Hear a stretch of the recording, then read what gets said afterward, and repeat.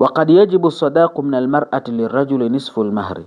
Kisha hapa anatuletea taswira mbalimbali ambazo anasema waqad yajibu sadaq, kuna wakati inakuwa ni wajibu kutoa mahari min almar'ati lirajuli, kwa maana yule mwanamke anatoa kitu kinachoitwa mahari kisha anampa mwanamume, lakini hicho anachokitoa inakuwa nisful mahri, inakuwa ni nusu ya mahari, sio mahari kamili.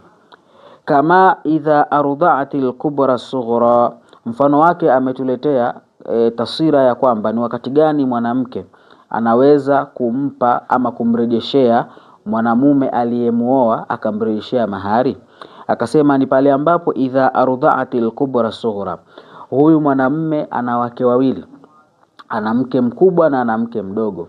Ikatokea huyu mwanamke mdogo akawa yupo katika umri wa kunyonya, lakini ameolewa. Huyu mwanamke mkubwa akamnyonyesha mwanamke huyo mdogo.